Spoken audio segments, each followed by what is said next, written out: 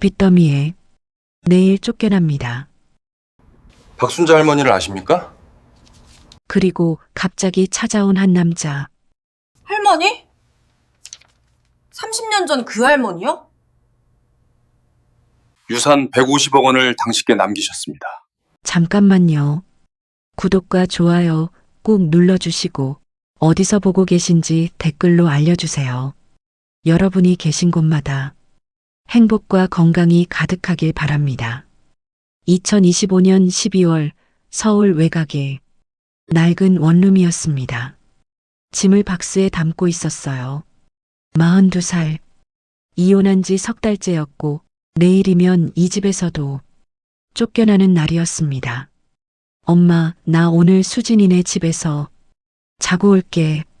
딸 은서가 전화로 말했어요. 고3. 대학 입시를 앞둔 나이인데 친구 집을 전전하고 있었습니다. 그래. 조심히 다녀와.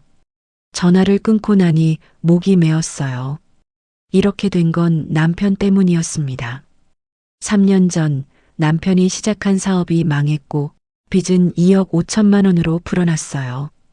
당신이 알아서 해. 남편은 그 말만 남기고 집을 나갔습니다. 이혼 서류에 도장을 찍고 빚은 고스란히 제 몫이 됐어요.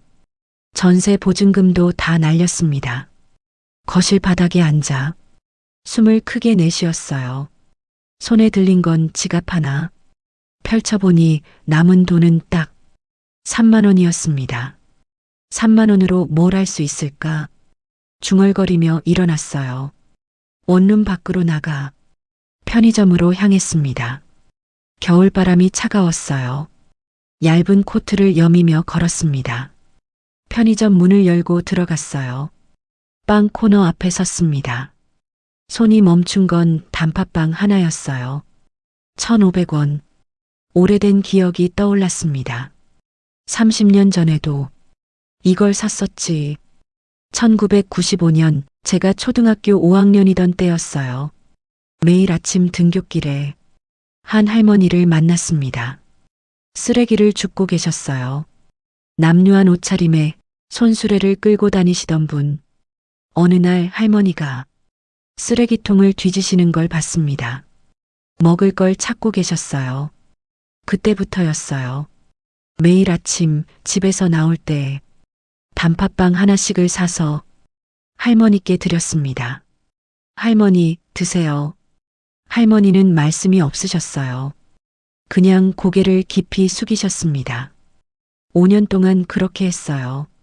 중학교 1학년이 되던 해 어느 날 갑자기 할머니가 사라지셨습니다. 어디로 가셨는지 어떻게 되셨는지 몰랐어요. 그 후로 평생 궁금했습니다. 할머니는 어떻게 사셨을까? 편의점 직원에게 돈을 건넸어요. 단팥빵 2개를 샀습니다. 원룸으로 돌아와 박스 위에 앉았어요. 빵 하나를 뜯어 한 입 베어 물었습니다. 달콤한 맛이 입안에 퍼졌어요. 눈물이 났습니다. 할머니는 지금 어디 계실까? 살아계시려나? 혼잣말을 했어요. 할머니도 이렇게 힘드셨을까요? 거리에서 혼자 추운 겨울을 견디셨을까요? 그날 밤은 잠을 설쳤습니다. 다음 날 아침 일찍 일어나 짐을 정리했어요. 마지막 박스를 테이프로 붙이고 있을 때였습니다. 초인종이 울렸어요. 누구지? 인터폰을 봤더니 낯선 남자가 서 있었습니다. 정장 차림이었어요.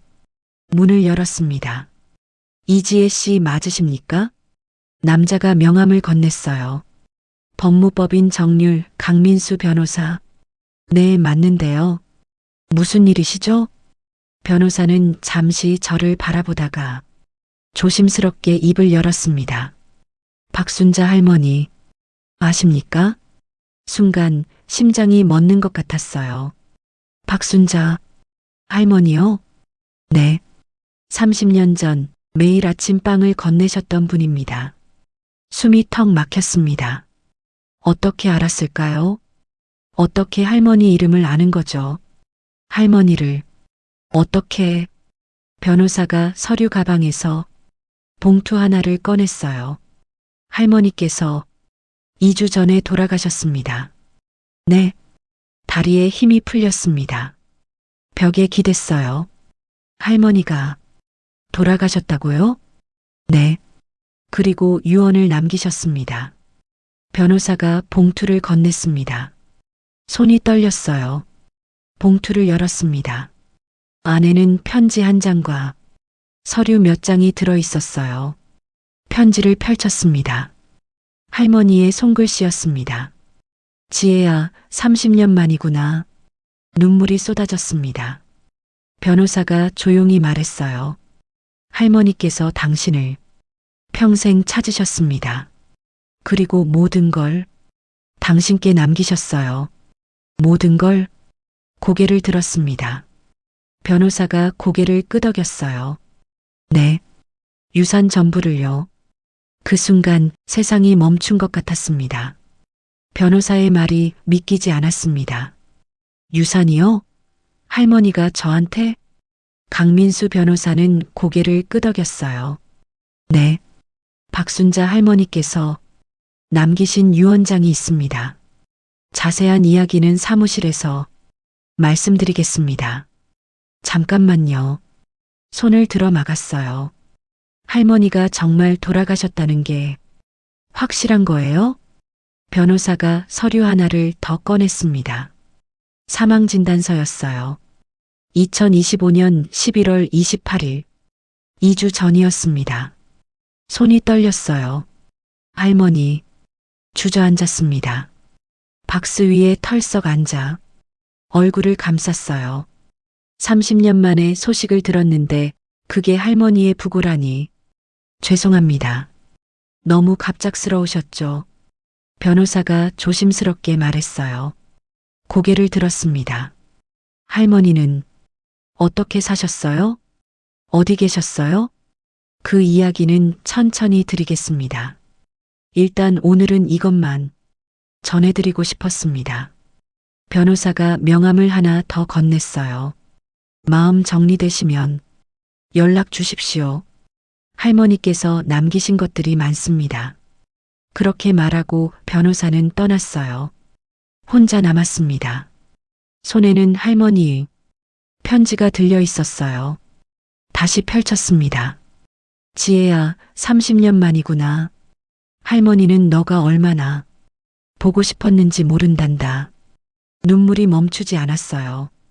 1995년이 떠올랐습니다. 초등학교 5학년 봄이었어요. 새 학기가 시작되고 엄마가 도시락을 싸주셨습니다. 지혜야, 학교 가는 길 조심해. 네, 엄마. 그날 아침 등굣길에서 할머니를 처음 봤어요. 골목 쓰레기통 앞에서 무언가를 찾고 계셨습니다. 남루한 옷에 손수레를 끌고 계셨어요. 저 할머니 뭐 하시는 거야? 친구가 물었습니다. 쓰레기 줍는 것 같은데. 더럽다. 가자. 친구는 코를 막고 지나갔어요. 저는 할머니를 보며 걸음을 멈췄습니다. 할머니가 쓰레기통에서 빈 캔 하나를 꺼내셨어요. 손수레에 담으셨습니다. 그리고 다시 쓰레기통을 뒤지기 시작하셨어요. 먹을 걸 찾고 계신 것 같았습니다. 가슴이 아팠어요. 집으로 돌아와 엄마에게 말했습니다. 엄마, 쓰레기 줍는 할머니 봤어. 먹을 것도 없으신 것 같아. 엄마는 한숨을 쉬었어요. 지혜야, 그런 사람한테 가까이 가지 마. 위험해. 왜요? 그냥 지저분하잖아. 병 옮을 수도 있고. 아빠도 거들었어요. 엄마 말이 맞아. 우리도 형편이 넉넉한 건 아니니까 남 걱정할 여유 없어. 하지만 저는 할머니가 자꾸 생각났습니다. 다음 날 아침 몰래 용돈을 들고 나왔어요. 슈퍼에 들러 단팥빵을 샀습니다. 500원. 그때는 그게 제일 싼 빵이었어요.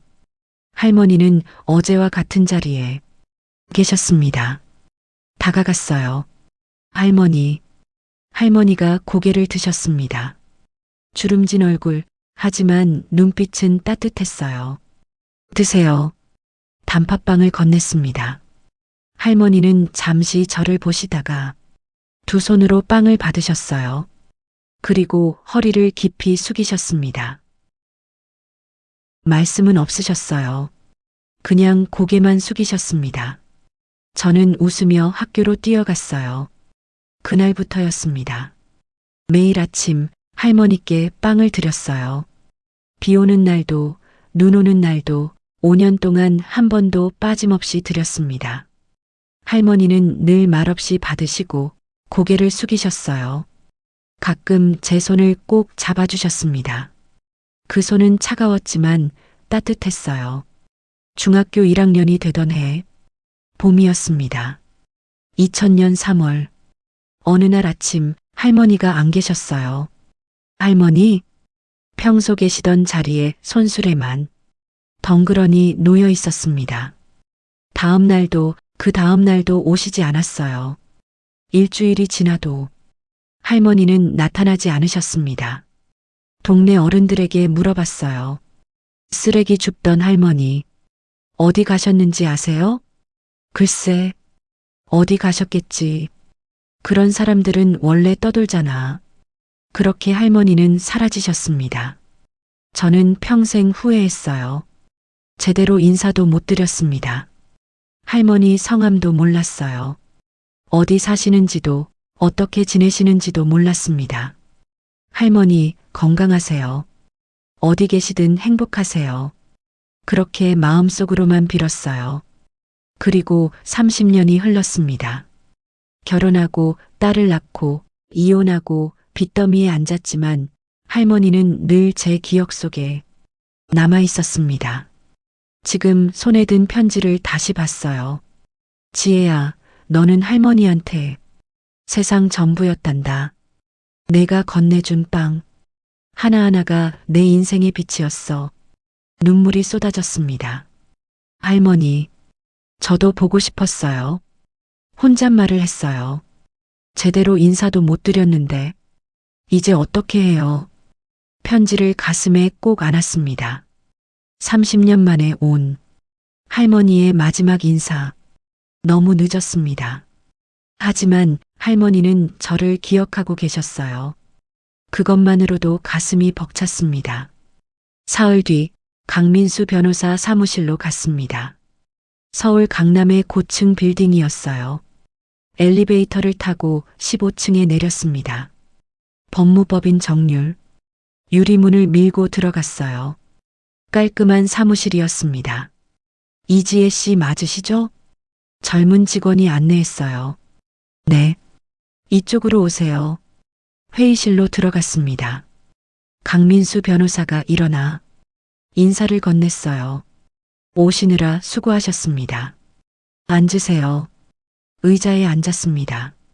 테이블 위에는 서류 뭉치가 놓여 있었어요. 변호사가 서류를 펼쳤습니다. 오늘은 박순자 할머니께서 남기신 유언장을 정식으로 낭독하겠습니다. 손이 떨렸어요. 변호사가 유언장을 들었습니다. 유언자 박순자는 본인의 전 재산을 다음과 같이 처분하고자 한다. 숨을 참았습니다. 1995년부터 2000년까지 매일 아침 빵을 건네던 그 아이 이지혜에게 본인의 전 재산을 남긴다. 심장이 쿵 떨어지는 것 같았어요. 전 재산이라니 중얼거렸습니다. 변호사가 다른 서류를 꺼냈어요. 재산 목록입니다. 서울 강남구 소재 상가 건물 1동. 경기도 성남시 아파트 3채. 믿을 수가 없었어요. 그리고 예금 약 30억 원. 총 재산 가액은 변호사가 잠시 멈췄습니다. 약 150억 원입니다. 네. 귀를 의심했어요. 150억 원이요? 네. 정확히는 148억 7천만 원입니다. 의자에 등을 기댔습니다. 숨이 막혔어요. 이건 잘못된 거예요. 고개를 저었습니다. 저는 그냥 빵 몇 개 드렸을 뿐인데요. 어떻게 150억을? 할머니께서는 그 빵 몇 개가 당신 인생 전부였다고 하셨습니다. 변호사가 조용히 말했어요. 이건 할머니의 마지막 선물입니다. 눈물이 났어요. 하지만 저는 아무것도 해드린 게 없어요. 할머니가 어떻게 사시는지도 몰랐고 어디 계신지도 몰랐어요. 변호사가 서랍에서 무언가를 꺼냈습니다. 낡은 사진첩이었어요. 이걸 보시겠습니까? 사진첩을 건넸어요. 손이 떨리며 펼쳤습니다. 첫 장, 2000년 2월, 제 초등학교 졸업식 사진이었어요. 교문 앞에서 꽃다발을 든 제 모습. 하지만 이 사진은 부모님이 찍어주신 게 아니었어요. 멀리서 누군가 몰래 찍은 것 같았습니다. 다음 장을 넘겼어요.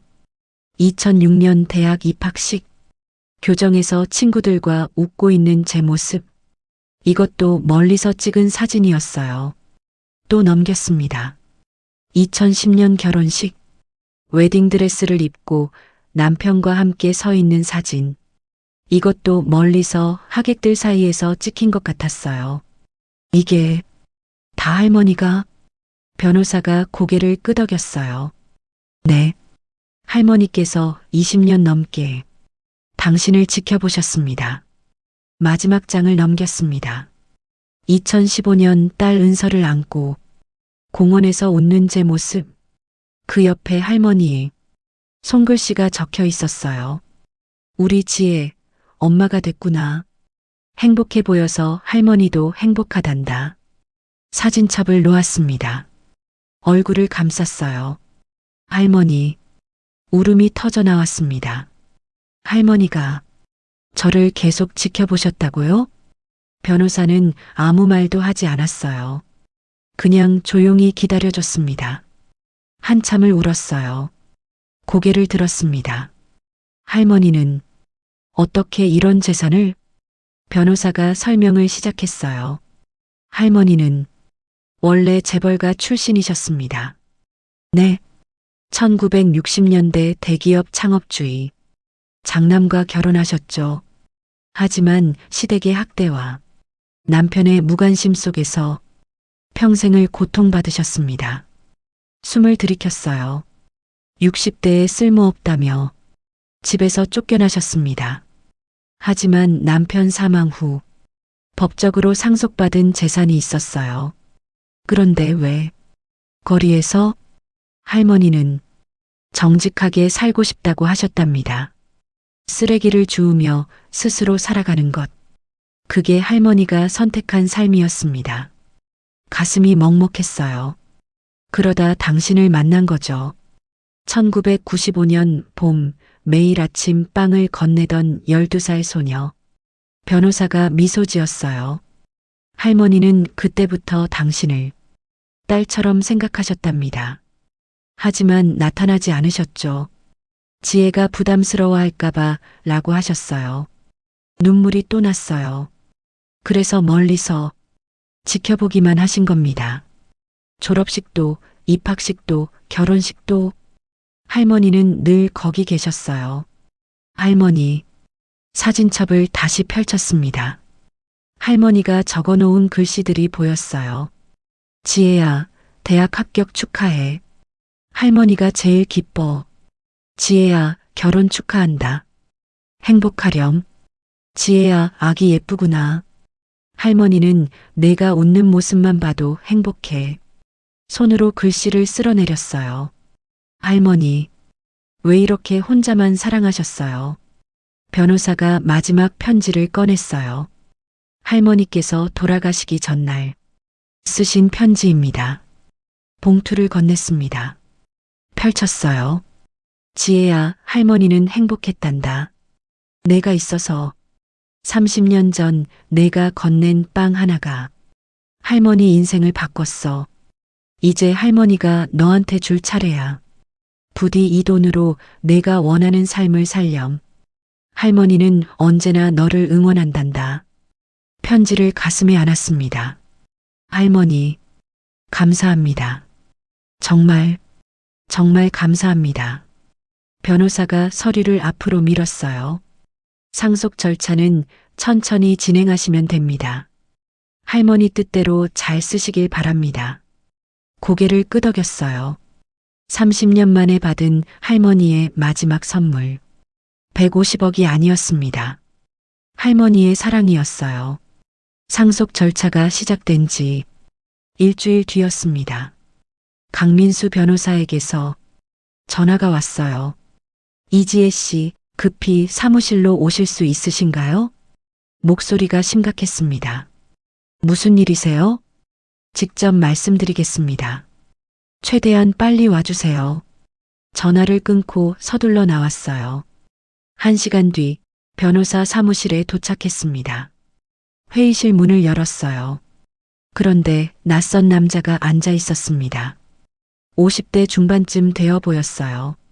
비싼 양복에 명품 시계를 차고 있었습니다. 앉으세요. 변호사가 말했어요. 자리에 앉았습니다. 남자가 저를 쏘아봤어요. 당신이 이지혜 씨요? 차갑고 날카로운 목소리였습니다. 네, 그런데요. 난 박재호요. 박순자의 친아들입니다. 심장이 철렁 내려앉았어요. 할머니, 아들. 박재호가 테이블을 탁 쳤습니다.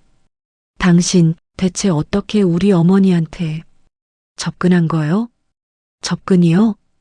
150억? 그 돈이 당신한테 간다는 게 말이 돼? 당신 뭐 하는 사람이요? 목소리가 떨렸어요. 저는 그냥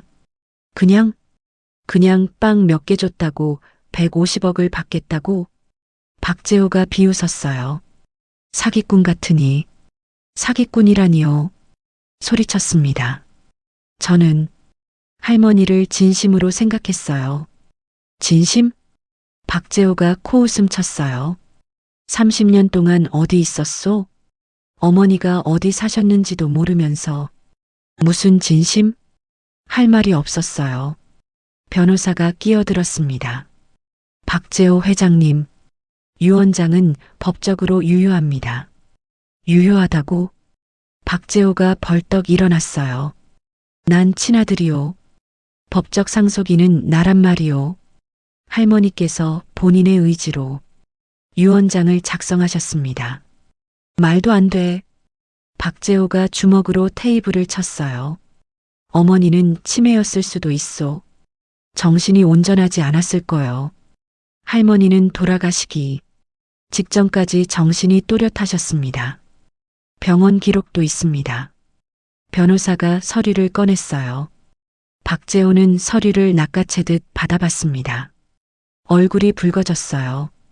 이딴 걸로 날 막을 수 있다고 생각해? 서류를 집어던졌습니다. 난 소송 걸 거요. 끝까지 싸울 거란 말이야. 저를 쏘아봤어요. 당신 각오하시오. 그렇게 말하고 회의실을 박차고 나갔습니다. 문이 쾅 닫혔어요. 저는 그대로 의자에 주저앉았습니다. 변호사님, 떨리는 목소리로 말했어요. 저 유산 같은 거 원하지 않아요. 이지혜 씨, 변호사가 제 앞에 앉았어요. 이건 돈 문제가 아닙니다. 그럼 뭔가요? 할머니의 마지막 소원입니다. 변호사가 조용히 말했어요. 할머니는 평생 가족에게 버림받으셨습니다. 아들 박재호는 어머니가 거리로 쫓겨날 때 아무것도 하지 않았어요. 네, 20년 넘게 단 한 번도 찾지 않았습니다. 어머니가 어디서 어떻게 사는지도 몰랐죠. 가슴이 아팠어요. 할머니는 그 20년 동안 당신만 지켜봤습니다. 당신이 할머니의 진짜 가족이었어요. 눈물이 났어요. 하지만 저는 아무것도 아닙니다. 변호사가 고개를 저었어요. 당신은 할머니를 사람으로 대했습니다. 그게 전부예요. 한참을 말이 없었어요. 변호사가 다시 입을 열었습니다. 박재호는 소송을 제기할 겁니다. 법정까지 갈 거예요. 법정이요? 네. 하지만 걱정 마세요. 제가 끝까지 함께하겠습니다. 고개를 들었어요. 변호사의 눈빛이 진지했습니다. 이건 할머니와의 약속입니다. 이 아이 꼭 지켜달라고 하셨거든요. 변호사님, 받으세요. 할머니의 사랑을. 눈물이 멈추지 않았어요. 고개를 끄덕였습니다. 알겠습니다. 그날 밤 집으로 돌아왔어요. 딸 은서가 걱정스러운 얼굴로 물었습니다. 엄마, 괜찮아? 응, 괜찮아. 거짓말이었어요. 사실은 무서웠습니다. 하지만 할머니 생각이 났습니다. 20년 넘게 혼자 거리에서 사시면서도 저를 지켜봐 주셨던 할머니. 할 수 있어. 중얼거렸어요. 할머니, 내가 꼭 지킬게요. 할머니가 남기신 마지막 사랑. 창밖을 봤어요. 겨울 하늘에 별 하나가 밝게 빛나고 있었습니다. 할머니 같았어요. 할머니, 힘내라고 응원해 주시는 거죠? 별을 보며 조용히 미소 지었습니다. 싸움은 이제 시작이었습니다. 하지만 저는 혼자가 아니었어요. 할머니가 함께 계셨으니까요. 한 달 뒤 법정에 섰습니다. 서울중앙지방법원. 처음 와보는 곳이었어요. 손이 떨렸습니다. 괜찮으세요? 강민수 변호사가 물었어요. 네, 괜찮아요. 거짓말이었습니다. 법정 문을 열고 들어갔어요. 박재호가 앞쪽에 앉아 있었습니다. 옆에는 유명 법무법인 변호사 3명. 저는 강민수 변호사 단 1명이었어요. 모두 일어나 주십시오. 판사가 들어왔습니다. 재판이 시작됐어요. 박재호 측 변호사가 일어났습니다. 40대 중반의 날카로워 보이는 남자였어요. 재판장님, 이 사건은 명백한 사기입니다. 목소리가 법정에 울렸어요. 피고 이지혜는 30년 전 빵 몇 개를 건넨 것을 빌미로 고인을 이용했습니다. 이용이라니요? 제가 벌떡 일어났어요. 판사가 말했습니다. 피고 조용히 하십시오. 앉았어요. 주먹을 꽉 쥐었습니다. 박재호 측 변호사가 계속했어요. 피고는 빵 몇 개로 150억 원이라는 천문학적 재산을 손에 넣으려 합니다. 이것이 상식적으로 말이 됩니까? 방청석에서 웅성거리는 소리가 들렸어요. 더욱이 피고는 30년 동안 고인이 어디서 사시는지도 몰랐고 한 번도 찾아뵌 적이 없습니다. 변호사가 서류를 들어 올렸어요. 반면 원고 박재호 씨는 고인의 친아들이며 법적 상속인입니다. 유산은 당연히 친자식에게 돌아가야 합니다. 박재호가 고개를 끄덕였어요. 오만한 미소를 짓고 있었습니다. 강민수 변호사가 일어났어요. 재판장님, 유언장은 법적으로 유효합니다. 고인은 온전한 정신으로 본인의 의지를 명확히 밝히셨습니다. 그게 문제입니다. 박재호 측 변호사가 끼어들었어요. 어떻게 친자식을 두고 남에게 전 재산을 주겠습니까? 이는 명백히 피고의 사주를 받은 것입니다. 이에 있습니다. 강민수 변호사가 소리쳤어요. 하지만 법정은 이미 박재호 쪽으로 기울고 있었습니다. 재판이 끝나고 법원 밖으로 나왔어요. 기자들이 우르르 몰려왔습니다. 이지혜 씨, 빵 몇 개로 150억 노린 게 사실입니까?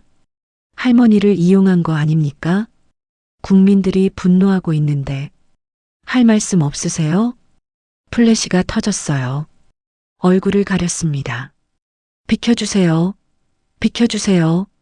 강민수 변호사가 저를 감싸며 밀고 나갔어요. 차에 탔습니다. 숨이 막혔어요. 그날 밤 뉴스를 봤습니다. 빵 그리고 150억, 충격적인 유산 전쟁. 제 얼굴이 화면 가득 나왔어요. 30년 전 빵 몇 개로 150억 챙기려는 철면피 여성. 악플이 쏟아졌습니다. 저런 사기꾼은 감옥 보내야 함. 빵 몇 개로 150억? 말이 돼? 친아들 두고 남한테 준다는 게 말이 안 됨. 분명 뭔가 있을 거임. 핸드폰을 내려놓았어요. 눈물이 났습니다. 그때 딸 은서가 집으로 들어왔어요. 은서야. 불렀지만 은서는 대답하지 않았습니다. 방으로 들어가 문을 쾅 닫았어요. 노크했습니다. 은서야, 괜찮아? 엄마, 그냥 혼자 있고 싶어. 목소리가 떨리고 있었어요. 무슨 일 있었어? 아무 일 없어. 하지만 다음날 학교 엄마들 단톡방에서 알게 됐습니다. 은서가 학교에서 괴롭힘을 당하고 있었어요. 야, 내 엄마 150억 노린 거 맞아? 우리 엄마가 내 엄마 사기꾼 같대. 빵으로 돈 번 엄마 부끄럽지도 않아? 은서는 아무 말도 하지 못했답니다. 그냥 고개만 숙이고 있었대요. 가슴이 찢어지는 것 같았어요. 은서야. 문 앞에 주저앉았습니다. 미안해. 엄마가 미안해. 눈물이 멈추지 않았어요. 일주일이 지났습니다. 상황은 더 나빠졌어요. 길을 걸으면 사람들이 수군댔습니다. 저 여자 아냐? 뉴스에 나온. 맞네. 150억 노린다는. 고개를 숙이고 걸었어요. 어느 날 변호사에게 전화했습니다. 변호사님. 네, 이지혜 씨. 저 포기하려고요. 뭐라고요? 유산 다 포기할게요. 이러다간 은서까지 망가질 것 같아요. 이지혜 씨, 진정하세요. 진정이 안 돼요. 소리쳤습니다. 제 딸이 학교에서 괴롭힘 당하고 있어요. 저도 거리에서 손가락질 받고 차라리 포기하는 게 나아요. 한참 침묵이 흘렀어요. 변호사가 조용히 말했습니다. 내일 사무실로 와주시겠어요? 왜요? 할머니가 남긴 마지막 편지가 있습니다. 그걸 보시고 결정하세요. 마지막 편지요? 네. 할머니께서 이런 일이 생길 걸 아셨나 봅니다. 당신이 힘들어할 때 보라고 하셨어요. 다음 날 변호사 사무실로 갔습니다. 변호사가 낡은 봉투 하나를 건넸어요. 이게 뭐예요? 할머니께서 지혜가 포기하려 할 때 이걸 주세요라고 하셨습니다. 손이 떨렸어요. 봉투를 열었습니다. 편지 한 장이 들어 있었어요. 할머니의 손글씨였습니다. 펼쳤습니다. 지혜야, 힘들지? 할머니가 다 알아. 사람들이 뭐라 하고 내 딸까지 힘들게 할 거란 것도 알아. 눈물이 났어요. 하지만 지혜야, 포기하지 마. 이건 돈이 아니야. 내가 30년 동안 너한테 하지 못한 사랑이란다. 편지를 꼭 쥐었습니다. 할머니는 내가 당당했으면 좋겠어. 내가 잘못한 게 하나도 없으니까. 나를 사람으로 대해준 것. 그게 세상에서 제일 큰 선물이었어. 할머니 목소리가 들리는 것 같았어요. 힘내, 우리 지혜. 할머니가 하늘에서 응원할게. 편지를 가슴에 안았습니다. 고개를 들었어요. 변호사를 봤습니다. 변호사님, 네. 끝까지 싸우겠습니다. 변호사가 미소 지었어요. 할머니께서 기뻐하실 겁니다. 창밖을 봤어요. 겨울 하늘이 맑게 개어 있었습니다. 할머니, 지켜봐 주세요. 제가 할머니 사랑 꼭 지킬게요. 2주 뒤 세 번째 재판이 열렸습니다. 법정으로 들어갔어요. 이번에는 방청석이 가득 찼습니다. 언론, 시민들 모두 이 재판에 관심을 쏟고 있었어요. 자리에 앉았습니다. 박재호가 저를 쏘아봤어요. 여전히 오만한 표정이었습니다. 모두 일어나 주십시오. 판사가 들어왔어요. 재판이 시작됐습니다. 강민수 변호사가 일어났어요. 재판장님, 오늘 제출할 증거가 있습니다. 손에 낡은 봉투를 들고 있었어요. 이것은 고인 박순자 할머니께서 돌아가시기 일주일 전 작성하신 편지입니다. 박재호 측 변호사가 벌떡 일어났습니다. 이에 있습니다. 그런 편지는 처음 듣는데요. 할머니께서 법정에서만 공개하라고 하셨습니다. 강민수 변호사가 대답했어요. 판사가 말했습니다. 증거로 제출하십시오. 변호사가 봉투를 판사에게 건넸어요. 판사가 편지를 펼쳐 읽었습니다. 잠시 침묵이 흘렀어요. 판사의 눈빛이 흔들리는 게 보였습니다. 피고 측 변호사, 이 편지를 낭독하시겠습니까? 네, 재판장님. 강민수 변호사가 편지를 받았어요. 법정 한가운데 섰습니다. 심호흡을 하고 편지를 펼쳤어요. 고인 박순자 할머니의 마지막 편지를 낭독하겠습니다. 법정이 조용해졌습니다. 변호사가 입을 열었어요. 지혜야. 할머니 목소리가 들리는 것 같았습니다. 30년 전 내가 건넨 빵 하나하나가 내겐 세상 전부였단다. 눈물이 났어요. 너는 나를 사람으로 봐줬어. 변호사의 목소리가 떨렸습니다. 가족도 세상도 날 버렸지만 너만은 매일 아침 웃으며 할머니 드세요라고 했지. 방청석에서 훌쩍이는 소리가 들렸어요.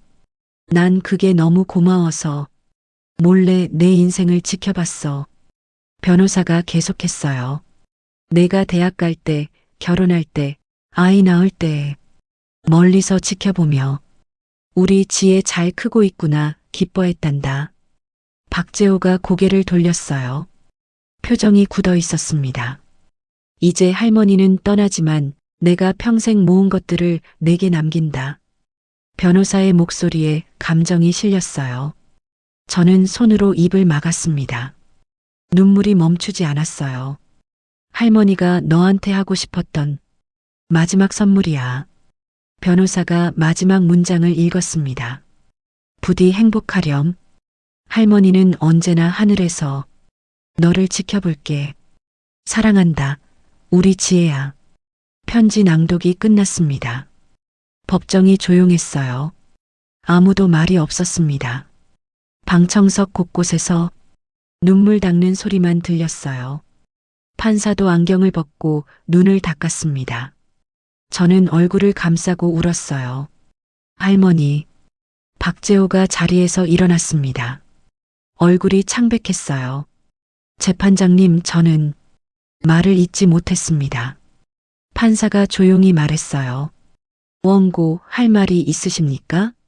박재호는 한참을 입을 다물고 있다가 고개를 저었습니다. 없습니다. 주저앉았어요. 판사가 판사봉을 들었습니다.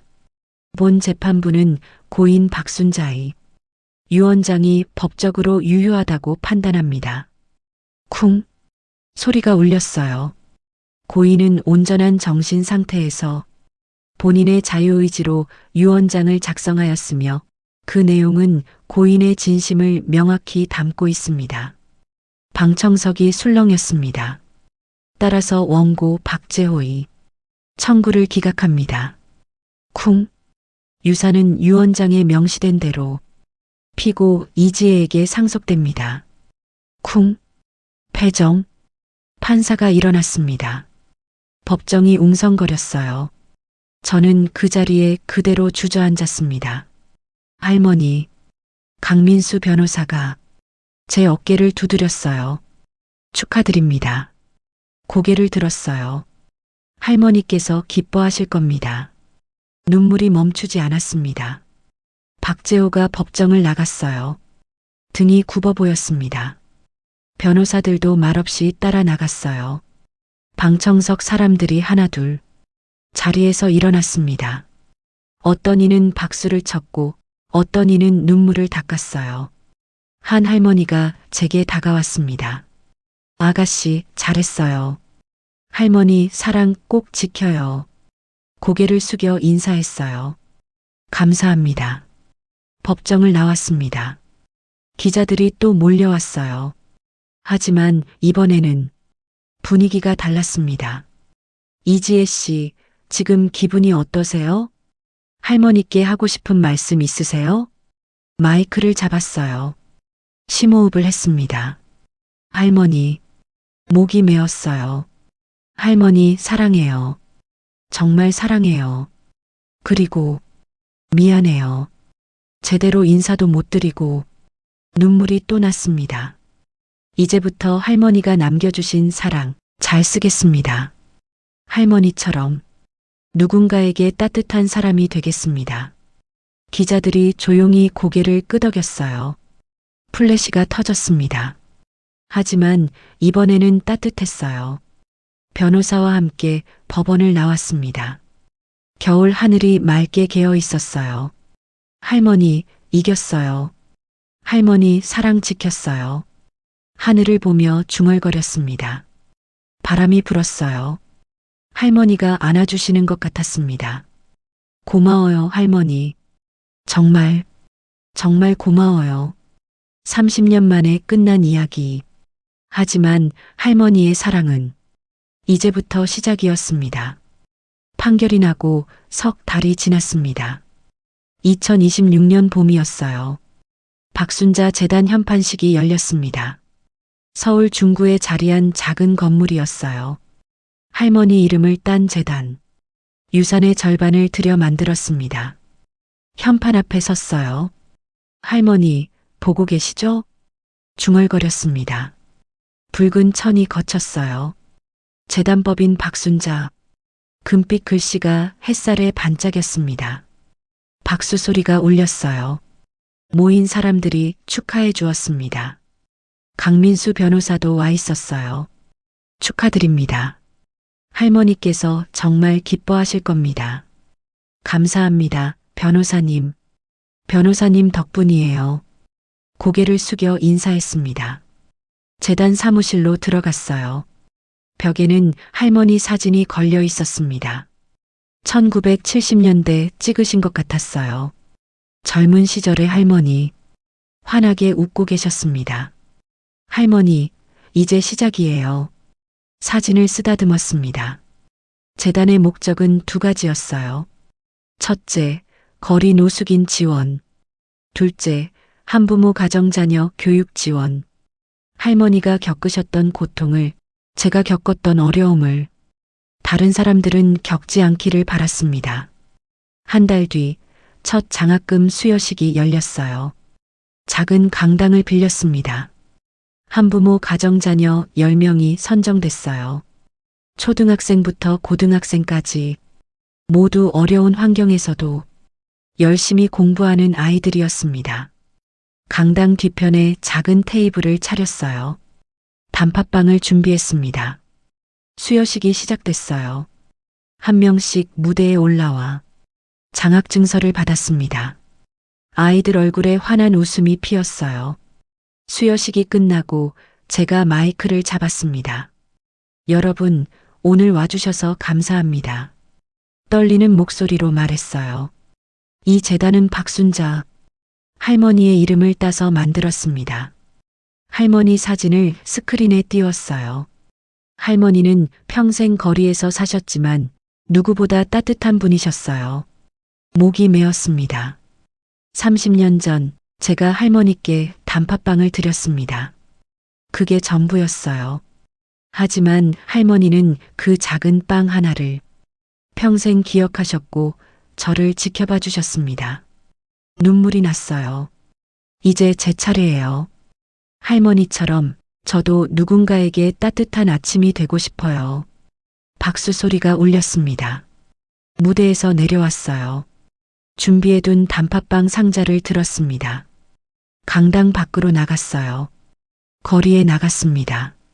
근처 공원에 노숙인 몇 분이 계셨어요. 다가갔습니다. 안녕하세요. 한 할아버지가 고개를 드셨어요. 빵 하나 드릴게요. 단팥빵을 건넸습니다. 할아버지는 놀란 표정으로 받으셨어요. 고맙소. 천천히 드세요. 다음 분에게도 건넸습니다. 한 분, 한 분. 빵을 모두 나눠드렸어요. 마지막 한 개가 남았습니다. 이건 할머니 것이었어요. 재단으로 돌아왔습니다. 강민수 변호사가 차를 준비해 놓았어요. 할머니 산소에 다녀오시죠. 네. 차를 타고 경기도로 향했습니다. 1시간쯤 달려 작은 공원묘지에 도착했어요. 할머니 산소는 언덕 중턱에 있었습니다. 계단을 올라갔어요. 고 박순자 비석 앞에 섰습니다. 무릎을 꿇었어요. 손에는 마지막 단팥빵 하나가 들려 있었습니다. 비석 앞에 조심스럽게 놓았어요. 할머니, 떨리는 목소리로 말했습니다. 제가 왔어요. 바람이 불었어요. 할머니가 대답하시는 것 같았습니다. 할머니, 재단 만들었어요. 할머니 이름으로요. 눈물이 났습니다. 제가 이제 할머니처럼 살게요. 빵을 쓰다듬었어요. 매일 아침 누군가에게 빵 하나 건네는 사람으로 하늘을 올려다봤습니다.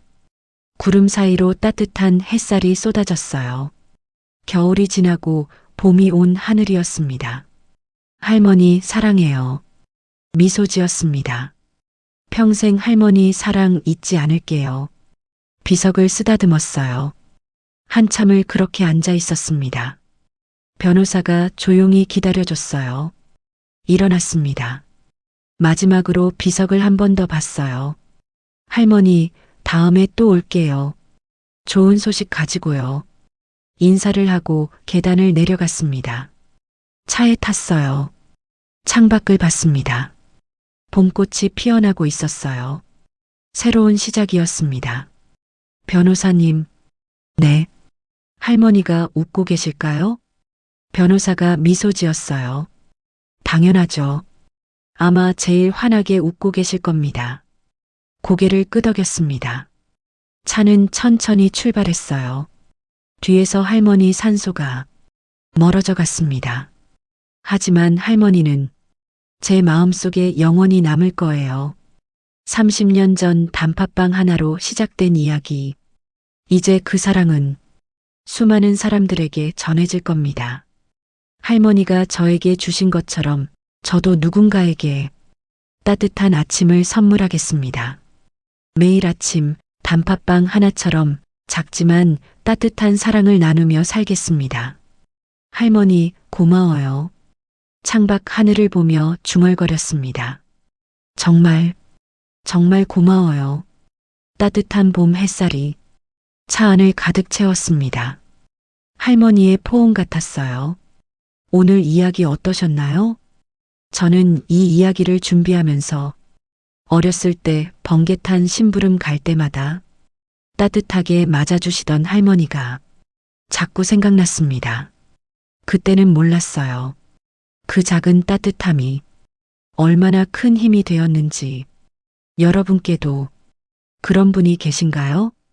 이제는 볼 수 없지만 아직도 마음속에 남아있는 따뜻했던 그 사람. 댓글로 들려주세요. 오늘 이야기가 여러분 마음에 조금이라도 닿았다면 좋아요와 구독 부탁드립니다. 오늘도 함께 해주셔서 감사합니다. 여러분, 오늘 하루도 따뜻하게 보내세요. 다음 이야기에서 또 뵙겠습니다.